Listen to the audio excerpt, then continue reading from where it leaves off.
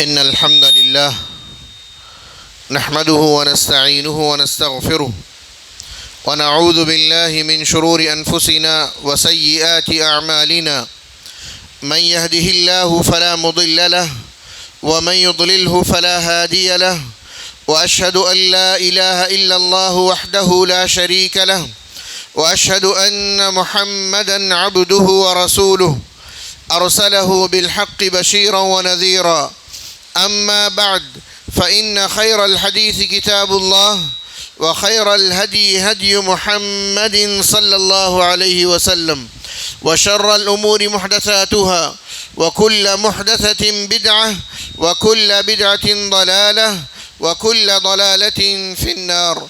فأعوذ بالله السميع العليم من الشيطان الرجيم من همزه ونفخه ونفثه. بسم الله الرحمن الرحيم. يا أيها الذين آمنوا اتقوا الله حق تقاته ولا تموتن إلا وأنتم مسلمون. يا أيها الناس اتقوا ربكم الذي خلقكم من نفس واحدة وخلق منها زوجها وبث منهما رجالا كثيرا ونساء واتقوا الله الذي تساءلون به والأرحام إن الله كان عليكم رقيبا. يا أيها الذين آمنوا اتقوا الله وقولوا قولا سديدا يصلح لكم أعمالكم ويغفر لكم ذنوبكم ومن يطع الله ورسوله فقد فاز فوزا عظيما. وقال الله تعالى في كلامه المجيد: قد كانت لكم أسوة حسنة في إبراهيم والذين معه إذ قالوا لقومهم إنا براء منكم ومما تعبدون من دون الله كفرنا بكم وبدا بيننا وبينكم العداوة والبغضاء أبدا حتى تؤمنوا بالله وحده إلا قول إبراهيم لأبيه لأستغفرن لك وما أملك لك من الله من شيء ربنا عليك توكلنا وإليك أنبنا وإليك المصير ربنا لا تجعلنا فتنة للذين كفروا واغفر لنا ربنا إنك أنت العزيز الحكيم. رب اشرح لي صدري ويسر لي أمري واحلل عقدة من لساني يفقه قولي رب زدني علما سبحانك لا علم لنا إلا ما علمتنا إنك أنت العليم الحكيم. برادران اسلام، بزرگوں اور دوستوں، نوجوان ساتھیوں، ہر قسم کی حمد و ثنا، تعریف و توصیف، بڑائی اور کبریائی ایک اللہ رب ذوالجلال کے لیے لائق و سزاوار ہے، جو اس پوری کائنات کا تنہا اور اکیلا خالق و مالک، وہی اکیلا مدبر، وہی اکیلا سچا معبود ہے. اس کے سوا جس کی بھی عبادت کی جائے سراسر باطل اور گمراہ ہے. درود و سلام نازل ہو تمام انبیاء کرام پر، تمام رسولوں پر، خصوصاً جناب محمد رسول اللہ صلی اللہ علیہ وسلم کی ذات گرامی پر، کہ آپ کی اتباع، آپ کی پیروی میں دنیا اور آخرت میں کامیابی اور کامرانی ہے، اور آپ کی نافرمانی میں دنیا اور آخرت میں سراسر نقصان اور گھاٹا ہوگا. اسی لیے ایک مسلمان کے لیے سب سے زیادہ جو چیز ضروری ہے وہ یہ ہے کہ ہم ایک اللہ کی سچے دل سے عبادت کریں اور جناب محمد رسول اللہ صلی اللہ علیہ وسلم کو اپنی زندگی میں ایک آئیڈیل بنا کر کے آپ کے بتائے ہوئے راستے پر عمل کریں. کامیابی اور کامرانی اسی میں ہے. میرے بھائیوں اور بہنوں، آج کا یہ خطبہ جمعہ آل ابراہیم علیہ السلام کی اللہ پر توکل، اللہ پر بھروسہ، اس عنوان کے تحت کچھ باتیں آپ کے سامنے پیش کرنے کی سعادت حاصل کروں گا. رب العزت سے دعا کریں، رب العالمین تو مجھے حق بات کہنے کی توفیق عطا فرما اور ہم سب کو حق بات کو سن کر عمل کرنے کی توفیق نصیب فرما. آمین یا رب العالمین. میرے بھائیوں اور عزیزوں، جیسے ہی ذی الحجہ کا مہینہ شروع ہوتا ہے تو ذی الحج کے جہاں فضائل اور اہمیت اور ان کے دنوں کے جہاں بیانات ہوتے ہیں، وہیں پر سیرت ابراہیم علیہ السلام کے مختلف گوشوں پر گفتگو ہوتی ہے، تقاریر اور خطبے جمعہ ہوتے ہیں کہ کیسے ابراہیم علیہ السلام ایک ایک امتحان میں کامیاب ہوئے، کیسے آپ کی بیوی حضرت ہاجر علیہ السلام نے کیسے استقامت کے ساتھ اپنے اولاد کی تربیت کیے، کیسے حضرت اسماعیل علیہ السلام نے آداب فرزندی کو نبھا کر کے اللہ کے فرمانبردار بندے بن گئے۔ اس سلسلے میں ہر سال گفتگو ہوتی ہے، حضرت ابراہیم علیہ السلام کے سیرت کے الگ الگ گوشوں پر گفتگو ہوتی ہے، کیسے وہ آزمائش میں صبر کیے، کیسے ان کو اپنے گھر سے نکالا گیا، کیسے انہیں آگ میں ڈالا گیا۔ اس طرح کے واقعات ہم مسلسل سنتے ہوئے آتے ہیں۔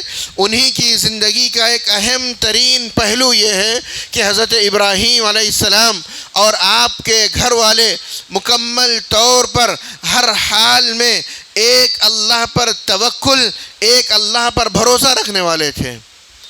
جہاں حضرت ابراہیم علیہ السلام توحید میں امام تھے کہ آپ کو اللہ رب العالمین نے امت کا لقب عطا فرمایا، ان ابراہیم کان امہ، کہ ابراہیم علیہ السلام اکیلے تنہا ایک امت کے برابر تھے، ذرہ برابر ان کے اعمال میں شرک کی گنجائش نہیں تھی، توحید کے امام تھے اور امام توحید تھے۔ یہ سب ان کی زندگی کی قربانیاں ہیں۔ وہیں پر ساتھ ہی ساتھ ان کی زندگی کا ایک بہت بڑا پہلو اللہ رب العالمین پر، تنہا اور اکیلے اللہ رب العالمین پر یقین، اعتماد، توکل اور بھروسہ، یہ ان کی زندگی کا ایک اہم ترین پہلو ہے۔ میرے بھائیوں اور بہنوں، یہ توکل کا کیا معنی ہے؟ توکل صدق دل کے ساتھ، توکل صدق دل کے ساتھ اس بات کو ماننا کہ نفع اور نقصان کا مالک اللہ رب العالمین ہے۔ نہ کوئی پوری کائنات میں نقصان پہنچا سکتا ہے، نہ پوری کائنات کے لوگ مل کر کسی کو نفع پہنچا سکتے ہیں۔ نفع دینے والی ذات، نقصان پہنچانے والی ذات اللہ رب العالمین کی ہے۔ اس بات کا ایمان اور یقین رکھنا اور ساتھ ہی ساتھ جائز اسباب بھی اختیار کرنا، توکل کے جو جائز اسباب ہیں ان کو اختیار کرتے ہوئے اللہ رب العالمین کے حوالے اپنے آپ کو کر دینا، یہ توکل کا معنی اور مفہوم ہے۔ اور یاد رکھیں، توکل یہ دل کی عبادت ہے، توکل یہ دل کی عبادت ہے۔ انسان جس طرح نماز پڑھتا ہے، قیام کرتا ہے، رکوع کرتا ہے، سجدہ کرتا ہے، یہ جو ظاہری عبادت ہے، انسان اس کو دیکھ سکتا ہے، انسان اس کو محسوس کر سکتا ہے، لیکن توکل یہ دل کی عبادت ہے۔ کوئی انسان آپ کے دل کی کیفیت کو نہیں جانتا سوائے اللہ رب العالمین کے۔ وہ آپ کے دلوں کے بھید کو بھی جانتا ہے کہ آپ کا اعتماد، آپ کا توکل، آپ کا بھروسہ اللہ رب العالمین پر کتنا زیادہ ہے اور کتنا کم ہے، یہ سوائے اللہ کے کوئی اور نہیں جانتا۔ اور یاد رکھیں، یہ جو دل کی عبادت کا معاملہ بندے اور رب کے درمیان ہوتا ہے، جتنا زیادہ ایک انسان کا ایمان مضبوط ہوگا، جتنا زیادہ کوئی انسان توحید میں پختہ ہوگا، اتنا ہی زیادہ اس کا اللہ پر یقین اور توکل اتنا ہی زیادہ ہوگا۔ اور جس کا ایمان اور جس کے توحید میں خلل ہوگا، کمی ہوگی، اتنے ہی انداز سے اس کے توکل میں، اس کے بھروسے میں بھی کمی آئے گی۔ میرے بھائیوں اور بہنوں، توکل کی شریعت میں بڑی اہمیت ہے، بڑی فضیلت ہے۔ حضرت ابراہیم علیہ السلام کی زندگی کو دیکھیں۔ حضرت ابراہیم علیہ السلام کو اللہ رب العالمین نے ایک لمبے عرصے تک اولاد کی دولت سے محروم کر رکھا تھا، اولاد کی دولت سے محروم کر رکھا تھا، کوئی اولاد ان کی نہیں تھی۔ بعض تاریخ کے لکھنے والے یہ کہتے ہیں 80 سال، 90 سال، 100 سال کے قریب ان کی عمر ہو چکی تھی، تب تک اللہ رب العالمین نے انہیں اولاد کی دولت سے محروم رکھا۔ لیکن وہ اللہ کے بندے، وہ توحید پر قائم رہنے والی شخصیت، انہیں اللہ پر کامل بھروسہ تھا، اللہ پر پورا یقین تھا، ایک نہ ایک دن میری دعائیں رب العالمین ضرور قبول فرمائے گا۔ لیکن آج ہم مسلمانوں کا کیا حال ہے؟ شادی ہوتی ہے، 4 مہینے 6 مہینے نہیں گزرتے اور اولاد کی امید میں یہ ڈاکٹر سے اس ڈاکٹر سے یہ عامل، وہ عامل، پیری فقیری اور جو ہے درگاہوں کے چکر میں ہم لگ جاتے ہیں۔ میرے بھائیوں، ایسا کرنا صحیح اور درست نہیں ہے۔ آپ علاج کرا سکتے ہیں، لیکن ایک چیز ہوتی ہے دل کی کیفیت، اللہ پر توکل بھی ایک بڑی چیز ہے۔ میرے بھائیوں، اس چیز کو سیکھنا اور اس چیز کو سمجھنا ضروری ہے۔ ہے۔ حضرت ابراہیم علیہ السلام جیسی جلیل القدر شخصیت ایک لمبی مدت تک اللہ سے دعائیں کرتے رہے، اللہ پر بھروسہ کرتے رہے، اور اللہ رب العالمین نے آخرکار انہیں بڑھاپے میں اولاد کی نعمت سے نوازا۔ صرف اولاد کی دولت سے نہیں نوازا، بلکہ ایسی برکت اولاد رب العالمین نے عطا فرمائی کہ سارے انبیاء انہی کی نسل سے رب العالمین نے پیدا فرما دیے علیہم السلام۔ حضرت اسحاق علیہ السلام کی نسل سے سارے انبیاء آئے حضرت عیسیٰ علیہ السلام تک، اور حضرت اسماعیل علیہ السلام کی نسل سے جناب محمد رسول اللہ صلی اللہ علیہ وسلم پیدا ہوئے۔ دیکھیں برکت اللہ رب العالمین کے اوپر توکل اور یقین اور بھروسے کی برکت دیکھیں۔ اللہ نے صرف نیک اولاد ہی نہیں دیا بلکہ بابرکت اولاد دیا کہ قیامت تک آنے والی نسلیں حضرت ابراہیم علیہ السلام کی ان دو بیٹوں پر اور ان کی نسلوں پر فخر کر سکتی ہیں۔ میرے بھائیوں اور بہنوں، توکل کا معاملہ اگر آپ دیکھنا چاہتے ہیں، حضرت ابراہیم علیہ السلام کی زندگی کا ایک اور پہلو دیکھیں کہ کیسے ابراہیم علیہ السلام اللہ رب العالمین کے حوالے اپنے آپ کو کر دیتے ہیں۔ آگ کا مشہور واقعہ اس موقع پر حضرت ابراہیم علیہ السلام نے دنیا میں کسی سے کوئی مدد نہیں مانگی، نہ اپنے باپ سے، نہ اپنی بیوی سے، نہ اپنے خاندان سے، نہ اپنے رشتہ داروں سے۔ ایک طرف ابراہیم علیہ السلام ہیں، دوسری طرف پوری قوم ہے، پورا گاؤں اور پورا علاقہ ہے۔ آگ میں ڈالے گئے اس موقع پر ان کی زبان مبارک سے جو الفاظ نکل رہے تھے، حدیث میں آتا ہے انہوں نے یہ دعا پڑھی، حسبی اللہ، میرے لیے میرا اللہ کافی ہے، حسبی اللہ ونعم الوکیل، میرا اللہ میرے لیے کافی ہے، وہی اچھا سازگار ہے، میرے حالات کو درست کرنے والا وہی اللہ رب العالمین ہے۔ آج ہم چھوٹی چھوٹی مصیبتوں پر، چھوٹی چھوٹی تکلیفوں پر اللہ سے شکوے، اللہ سے شکایتیں کرنے لگتے ہیں، اللہ کے اوپر سے ہمارا اعتماد ڈگمگانے لگتا ہے، کاروبار نہیں چلتا ہے، پریشان ہو جاتے ہیں، جاب نہیں لگتی ہے، اللہ سے شکوے شکایتیں کرتے ہیں، گھر کے حالات خراب ہوتے ہیں، گھر میں کوئی بیمار پڑتا ہے، اللہ سے نعوذ باللہ شکوے شکایتیں کرتے ہیں، کیا ہمارے گھر میں مصیبتیں آنی تھی، کیا ہمارے گھر میں پریشانیاں آنی تھی، کیا مجھے ہی جاب سے جو محروم ہونا تھا۔ اس طرح کی شکایتیں جانے یا انجانے طور پر ہمارے معاشرے میں اس طرح کے الفاظ بولے جاتے ہیں، لیکن وہاں پر حضرت ابراہیم علیہ السلام امام اہل التوحید کو آگ میں ڈالا گیا، پوری کائنات سے بیزار ہیں، ان کے خاندان نے انہیں بیکاٹ کر دیا، اس کے باوجود محض ایک اللہ پر بھروسہ رکھ رہے ہیں۔ جو آگ ایک انسان کو، ایک ایسی بھڑکتی ہوئی آگ کہ اس کے قریب جانے پر بھی انسان کو اپنی چپیٹ میں لے لے گی، وہی آگ حضرت ابراہیم کے لیے بالکل ٹھنڈک اور آرام دہ ہو گئی۔ اسی لیے کسی شاعر نے کہا تھا کہ آج بھی ہو ابراہیم سا ایمان پیدا، آج بھی ہو ابراہیم سا ایمان پیدا، جو ایمان، جو عقیدہ، جو توکل، جو اعتماد، جو بھروسہ حضرت ابراہیم علیہ السلام کا اللہ پر تھا، اسی طرح کا ایمان اور عقیدہ اگر ہمارا اپنے رب پر ہو جائے تو آگ کر سکتی ہے انداز گلستہ پیدا، آگ کر سکتی ہے انداز گلستہ پیدا۔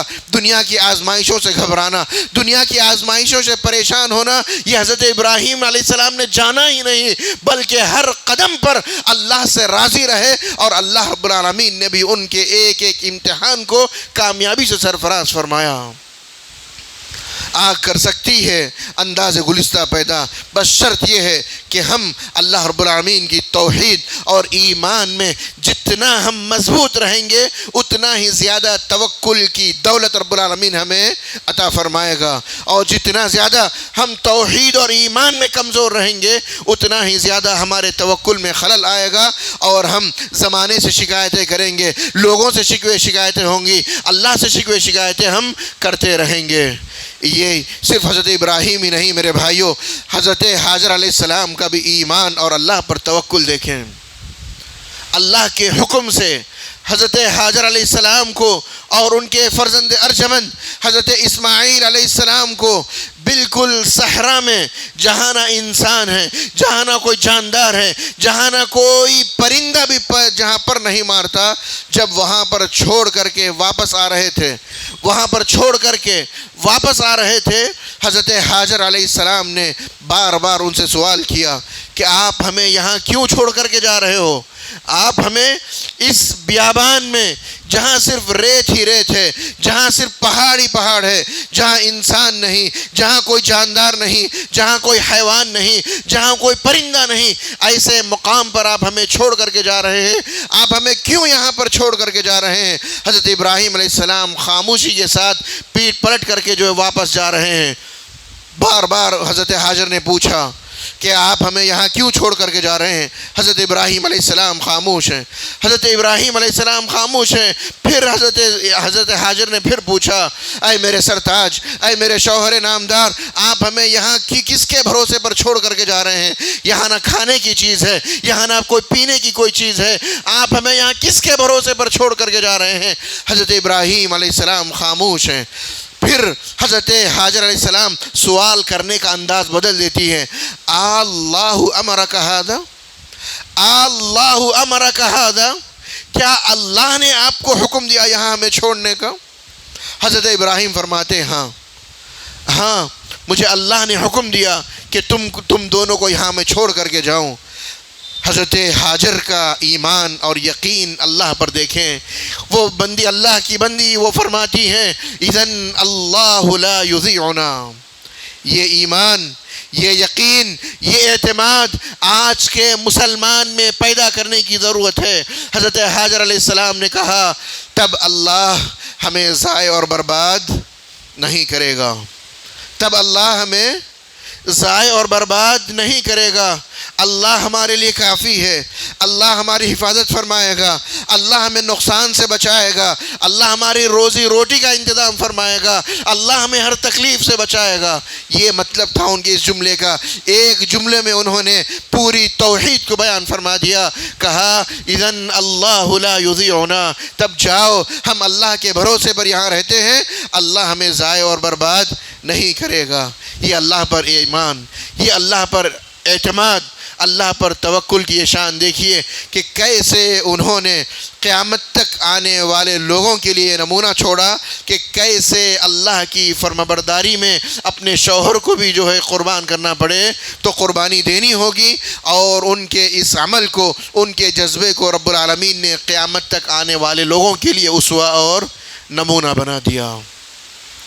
میرے بھائیوں اور بہنوں، حضرت ابراہیم علیہ السلام کی زندگی کے یہ واقعات ہمیں بتلاتے ہیں کہ ہم اپنی زندگی سے شکوے شکایات کو ختم کریں، اللہ رب العالمین پر جیسا توکل اور جیسا بھروسہ رکھنا چاہیے ویسا بھروسہ رکھیں۔ حضرت ہاجر کی جگہ، حضرت ہاجر علیہ السلام کی جگہ آج کی اگر خواتین ہوتی تو کس طرح کے شکوے شکایات اپنے گھر والوں سے، اپنے شوہروں سے کرتی، اپنے گھر والوں سے کرتی کہ کس کے بھروسے پر آپ ہمیں چھوڑ کر کے جا رہے ہیں۔ گھر میں کچھ دیر کے لیے کرنٹ چلا جائے، رات کا وقت ہو، پریشان ہو جاتے ہیں۔ یہ ہمارے ایمان کا لیول ہے، یہ ہمارے توحید کا لیول ہے۔ اتنا کمزور ہمارا ایمان ہے کہ تنہائی میں کچھ دیر ہم اکیلے نہیں رہ سکتے۔ لوگوں کا ڈر، جنات کا ڈر، شیاطین کا ڈر، بھوت پریت کا ڈر ہم کو جو ڈراتا ہے، ہم گھبرا جاتے ہیں، پریشان ہو جاتے ہیں۔ اور وہ حضرت ہاجر علیہ السلام مکہ میں تنہا اللہ کے حکم پر رہنے کے لیے راضی تھیں۔ میرے بھائیوں اور بہنوں، توحید کی یہ دولت جو حضرت ابراہیم اور ان کے خاندان کو رب العالمین نے عطا فرمائی، توکل جیسی عظیم نعمت، اس نعمت کو جاننے، اس نعمت کو سیکھنے اور اس کو اپنے دل میں جاگزی کرنے کی ضرورت ہے۔ میرے بھائیوں، یہ توکل ایسی نعمت، ایسی دولت ہے کہ جس کے تعلق سے اللہ کے نبی صلی اللہ علیہ وسلم نے فرمایا، ایسے لوگوں کے لیے خوشخبری ہے جو اللہ پر بھروسہ رکھتے ہیں، جو اللہ پر بھروسہ رکھ کر زندگی گزارتے ہیں۔ کتنی بڑی دولت ہے میرے بھائیو یہ توکل۔ آپ ایک حدیث سے اندازہ کریں، حدیث میں ہے اللہ کے نبی صلی اللہ علیہ وسلم نے ایک مرتبہ اپنے صحابہ کرام سے ایک حدیث بیان فرمائی، ان من امتی سیدخلون الجنت 70,000 بغیر حساب ولا عذاب۔ اللہ کے نبی صلی اللہ علیہ وسلم ایک مرتبہ اپنے صحابہ کرام کو یہ حدیث سنائے اور اپنے گھر میں چلے گئے۔ حدیث کیا ہے؟ میری امت کے 70,000 افراد کو، ایک دو نہیں بلکہ 70,000 افراد کو رب العالمین بغیر حساب و کتاب کے جنت میں داخل فرمائے گا۔ اللہ رب العالمین سے یہ دعا کریں، اللہ تو ہمیں ان خوش نصیبوں میں شامل فرما کہ جنہیں تو بغیر حساب و کتاب کے جنت میں داخل فرمائے گا۔ اللہ کے نبی صلی اللہ علیہ وسلم یہ حدیث سنا کر کے اپنے گھر تشریف لے گئے۔ صحابہ کرام آپس میں گفتگو کرنے لگے کہ یہ خوش قسمت کون لوگ ہوں گے، ایسے خوش قسمت لوگ کون ہوں گے کہ جن کا نہ حساب ہوگا، جن کا نہ کتاب ہوگا، جن کو نہ عذاب دیا جائے گا، جن سے نہ سوال ہوگا، جن کو نہ جواب دینا پڑے گا، کچھ نہیں، بغیر حساب و کتاب کے رب العالمین جنت میں داخل فرما دے گا۔ آپس میں گفتگو کرنے لگے شاید یہ وہ خوش نصیب ہوں گے، صحابہ آپس میں گفتگو کرنے لگے شاید یہ وہ خوش نصیب ہوں گے جو اسلام کی حالت میں پیدا ہوئے، یعنی جو مسلمان پیدا ہوئے۔ کچھ نے یہ کہا کہ جنہوں نے بدر اور دیگر جنگوں میں شامل ہوئے شاید یہ وہ لوگ ہوں گے۔ اس طرح ایک ایک صحابی اپنی رائے اور اپنا مشورہ آپس میں صحابہ کرام اس انداز کی گفتگو کر رہے تھے۔ اس کے بعد اللہ کے نبی صلی اللہ علیہ وسلم کچھ دیر کے بعد تشریف لائے تو صحابہ کرام سے پوچھا کہ تم لوگ کیا کر رہے ہو؟ تو صحابہ نے جواب دیا آپ جو حدیث پیش کر کے گئے ہیں اس سلسلے میں ہم غور و فکر کر رہے ہیں۔ اللہ کے نبی صلی اللہ علیہ وسلم نے اس حدیث کا جواب دیا کہ وہ خوش نصیب کون لوگ ہوں گے، وہ خوش نصیب کون ہوں گے، ان کے اندر یہ 4 صفات ہوں گی۔ وہ لوگ جنت میں بغیر حساب و کتاب کے داخل ہوں گے۔ انہم لا یسترقون، وہ لوگ جھاڑ پھونک کرانے والے نہیں ہوں گے۔ آج ہمارے اہل حدیثوں میں بہت زیادہ راقی پیدا ہو گئے، پتہ نہیں قرآن صحیح سے پڑھ بھی سکتے ہیں نہیں پڑھ سکتے ہیں، لیکن رقیہ سینٹر کھول کر لوگوں کے علاج و معالجہ کر رہے ہیں۔ حدیث میں اللہ کے نبی نے فرمایا لا یسترقون، وہ لوگ جھاڑ پھونک کرانے والے نہیں ہوں گے۔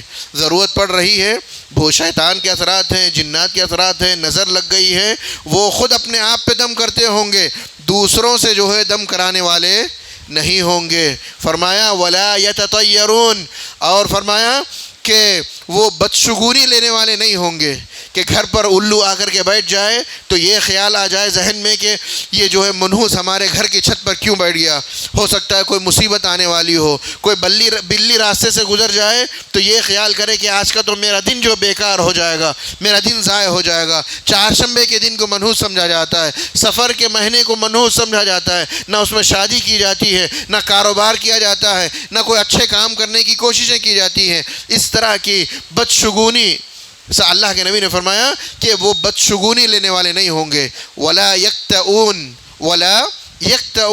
اور وہ اپنے جسموں پر آگ سے داغنے والے بھی نہیں ہوں گے۔ پرانے زمانے میں جب کوئی بیماری لا علاج ہو جاتی تھی، جب کوئی زخم بالکل خراب ہو جاتا تھا، اس کا کوئی علاج نہیں ہوتا تھا، تو یہ کہہ دیا جاتا کہ اس کو آگ سے داغ دو، آگ سے کسی لوہے کی چیز کو آگ میں رکھ کر کے اس کو جسم پر لگا دو، یہی علاج ہے۔ اللہ کے نبی صلی اللہ علیہ وسلم نے آگ سے داغ کر علاج کرنے سے منع فرمایا، اور فرمایا وَعَلَىٰ رَبِّهِمْ يَتَوَكَّلُونَ، یہ 3 کام وہ کرنے والے نہیں ہیں۔ کیا؟ جھاڑ پھونک کروانے والے نہیں ہیں، بدشگونی لینے والے نہیں ہیں، اور آگ سے داغ لگوانے والے نہیں ہیں۔ کیا ہے ان کا کام؟ وَعَلَىٰ رَبِّهِمْ يَتَوَكَّلُونَ، وہ اپنے رب پر توکل کرنے والے ہیں، وہ اپنے رب پر بھروسہ کرنے والے ہیں۔ یہ عظیمت کا بہت اونچا مقام ہے میرے بھائیوں، کہ انسانی ضرورت کے پیش نظر کوئی بیمار ہو جائے تو علاج کرانے میں، جائز علاج کرانے میں کوئی حرج، کوئی گناہ نہیں ہے، لیکن ایک انسان یہ سوچ کر کے صبر کرے کہ اللہ کی جانب سے تکلیف آئی ہے، اللہ رب العالمین مجھے اللہ رب العالمین یہ شفا عطا فرمائے گا، میری پریشانی کو رب العالمین ہی دور فرمائے گا۔ یہ عظیمت کا ایک اونچا مقام ہے، توکل کا یہ اونچا مقام ہے۔ یہ سوچ کر کے اگر کوئی انسان صبر کرتا ہے تو اس کے لیے یہ خوشخبری ہے۔ اللہ کے نبی صلی اللہ علیہ وسلم نے فرمایا ایسے خوش نصیب لوگ جنت میں داخل ہوں گے، ایسے خوش نصیب لوگ جنت میں داخل ہوں گے، وہ بھی بغیر حساب و کتاب کے جنت میں داخل ہوں گے، بغیر حساب کے، بغیر عذاب کے داخل ہوں گے۔ کتنے خوش نصیب ہیں۔ ان میں سب سے اہم ترین چیز اللہ پر توکل، اللہ پر بھروسہ ہے۔ اللہ پر توکل، اللہ پر بھروسہ ہے کہ یہ ایسی نعمت ہے کہ ایک انسان دنیا میں ہی اتنی عظیم نعمت کو حاصل کر لیتا ہے کہ قیامت کے دن پھر اس سے نہ حساب کی نہ اس کی کتاب کی ضرورت پیش آتی ہے۔ میرے بھائیوں اور بہنوں، آج ہر طرح کے حالات ہم دیکھ رہے ہیں، اپنے ملک کے حالات کو ہم دیکھ رہے ہیں۔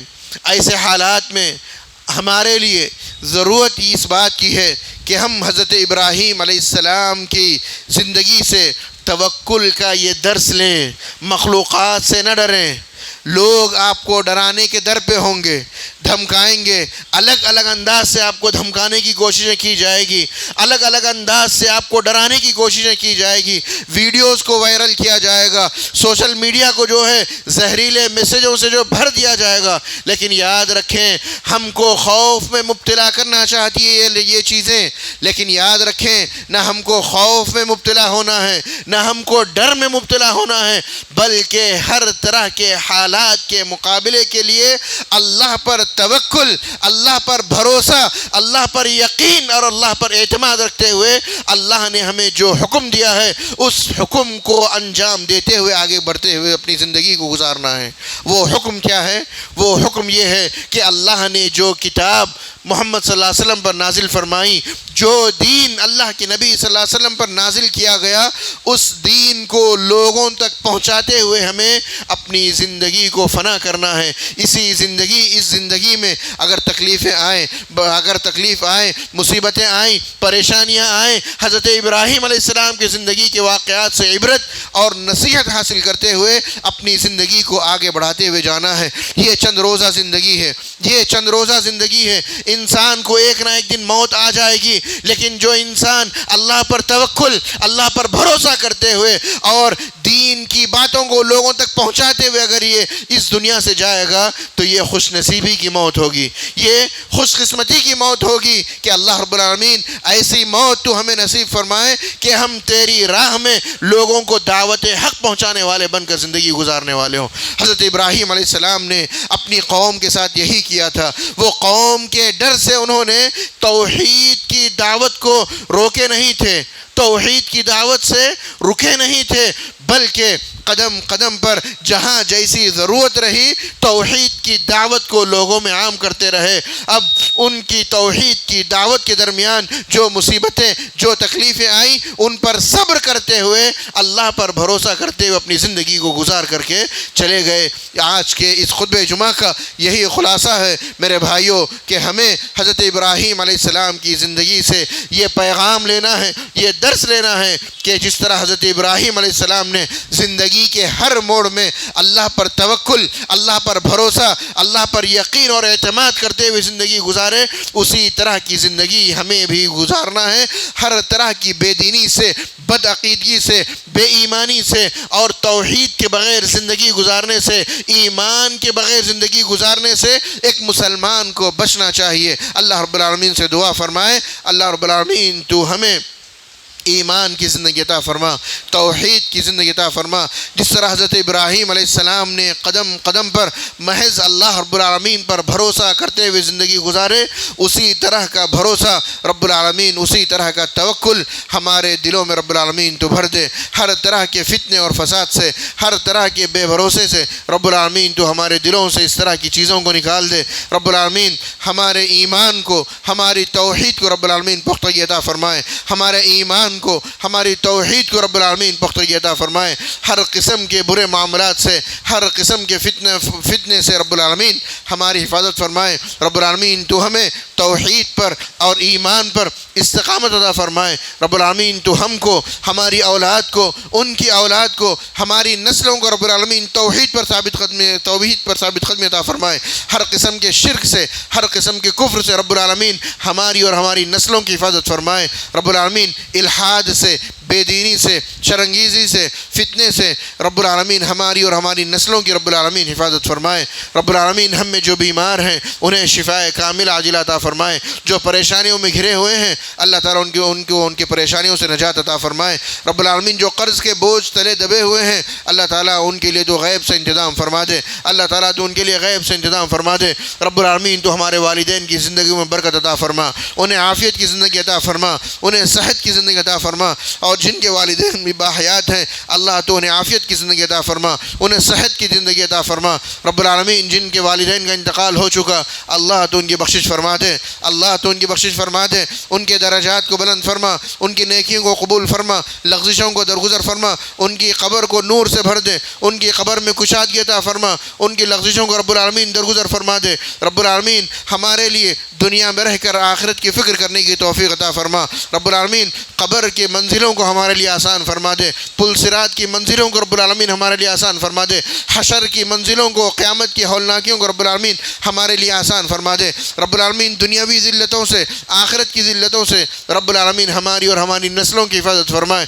ہماری اور ہماری نسلوں کی حفاظت فرمائے۔ رب العالمین تو ہمیں اپنے فضل و کرم سے جنت الفردوس میں اعلیٰ مقام عطا فرمائے۔ رب العالمین تو ہمیں، ہماری اولاد کو، ہمارے والدین کو، رشتہ داروں کو، دوست احباب کو رب العالمین تو ہمیں جنت الفردوس میں اعلیٰ مقام عطا فرمائے۔ رب العالمین جس طرح تو نے آج ہمیں تیرے پاک گھر میں جمع فرمایا ہے، رب العالمین تو اسی طرح بخشش کے ساتھ، درجات کی بلندی کے ساتھ تو ہمیں اپنی گھر جنت الفردوس میں تو ہمیں جمع فرمائے۔ رب العالمین اس گھر کو آباد کرنے والوں کو، تیرے اس گھر کو آباد رکھنے والوں کو رب العالمین تو ان کے گھروں کو آباد فرما، ان کے گھروں کو شاد رکھے۔ رب العالمین جو لوگ بھی تیرے گھروں پر بری نظر رکھ رہے ہیں اللہ تو ان سے زبردست انتقام لے لے۔ رب العالمین ہندوستان کے مسلمانوں کی حفاظت فرما، ان کی عزت اور آبرو کی حفاظت فرما، ان کے ایمان کی، ان کی توحید کی حفاظت فرما۔ رب العالمین توحید کی بنیاد پر حکمران رب العالمین مسلمانوں کو آزمائشوں میں مبتلا کر رہے ہیں، اللہ مسلمانوں کو صبر عطا فرما، اللہ مسلمانوں کو صبر عطا فرما، اور جو بھی حکمراں مسلمانوں کو ذلیل کرنے کے در پہ ہے اور مسلمانوں کو تکلیف پہنچانے کے در پہ ہے، اللہ تو زبردست انتقام لینے والا ہے۔ اللہ اسلام اور مسلمانوں کے دشمنوں سے زبردست انتقام لے لے، اللہ اسلام اور مسلمانوں کے دشمنوں سے زبردست انتقام لے لے۔ رب العالمین فلسطین کے مسلمانوں کی حفاظت فرما، فلسطین کے مسلمانوں کی حفاظت فرما، عالم اسلام کے مسلمانوں کی حفاظت فرما، غزہ کے مسلمانوں کی حفاظت فرما۔ رب العالمین دنیا جہاں میں جہاں کہیں بھی تیرا نام لینے والے بندے اور بندیاں ہیں اللہ تو ان کے ایمان کی، ان کی عزت کی، ان کے آبرو کی، ان کے وطن کی، ان کے گھروں کی رب العالمین حفاظت فرما۔ رب العالمین اسلام اور مسلمانوں کے دشمن جہاں کہیں بھی اسلام اور مسلمانوں کے خلاف مکر کر رہے ہیں، فریب کر رہے ہیں اللہ تو ان سے انتقام لے لے، اللہ تو ان سے انتقام لے لے۔ رب العالمین توحید کی بنیاد پر مسلمانوں کو ستایا جا رہا ہے، رب العالمین مسلمانوں کے دلوں میں اطمینان کو بھر دے، مسلمانوں کے دلوں میں حوصلے کو بھر دے، ہمت کو بھر دے۔ رب العالمین تو ہم نے جو مانگا ہے وہ عطا فرما، جو مانگنے سے رہ گیا ہے تو بہتر جانتا ہے، رب العالمین وہ عطا فرما۔ ہر خیر کو ہمارے حق میں لکھ دے، ہر شر کو رب العالمین ہم سے دور فرما دے۔ رب العالمین تیرے گھروں کی حفاظت فرما، مساجد کی حفاظت فرما، مدارس کی حفاظت فرما۔ جو لوگ بھی تیرے گھروں کی خدمت کر رہے ہیں، تیرے دین کی خدمت کر رہے ہیں، اور تیرے دین کی خدمت کے لیے جو لوگ بھی علم سیکھ رہے ہیں اللہ تو ان کی حفاظت فرما لے، اللہ تو ان کی حفاظت فرما لے۔ جو لوگ بھی دین پر عمل کر رہے ہیں رب العالمین تو ان کی حفاظت فرما، دشمنوں کے نرغے سے، دشمنوں کی چال بازیوں سے رب العالمین مسلمانوں کی حفاظت فرما، ان کے ایمان کی، ان کی عزت کی، آبرو کی حفاظت فرما۔ رب العالمین ہمارے نوجوانوں کی حفاظت فرما، ہمارے نوجوان لڑکیوں کی حفاظت فرما، ان کے ایمان کی، ان کی عزت کی حفاظت فرما۔ ارتداد کے فتنے سے، شک اور شبہ کے فتنے سے رب العالمین ہماری اور ہماری بہنوں کی رب العالمین حفاظت فرما۔ رب العالمین تو ہمیں توحید پر زندگی عطا فرما، رب العالمین تو ہمیں توحید پر موت عطا فرما۔ سبحان ربک رب العزت عما یصفون وسلام علی المرسلین والحمد للہ رب العالمین۔ بارک اللہ لی ولکم فی القرآن العظیم ونفعنی وإیاکم بالآیات وذکر الحکیم انہ تعالی جواد کریم ملک بر رؤوف الرحیم۔ بسم اللہ۔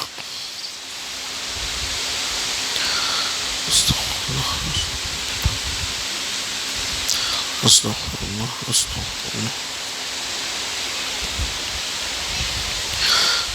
الحمد للہ وکفى وسلام علی عباده الذین اصطفى اما بعد۔ اعوذ باللہ من الشیطان الرجیم بسم اللہ الرحمن الرحیم۔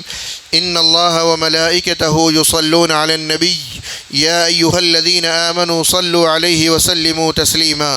اللہم صل وسلم وبارک علی نبینا محمد وارض اللہم عن الصحابة اجمعین ابی بکر وعمر وعثمان وعلی وعن سائر الصحابہ رضوان اللہ تعالی علیہم اجمعین۔ عباد اللہ رحمنی ورحمکم اللہ۔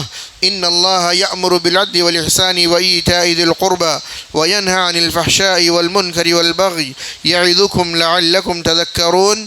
اذكروا الله يذكركم وادعوه يستجب لكم ولذكر الله تعالى وأعلى وأجل وأهم وأكبر والله يعلم ما تصنعون.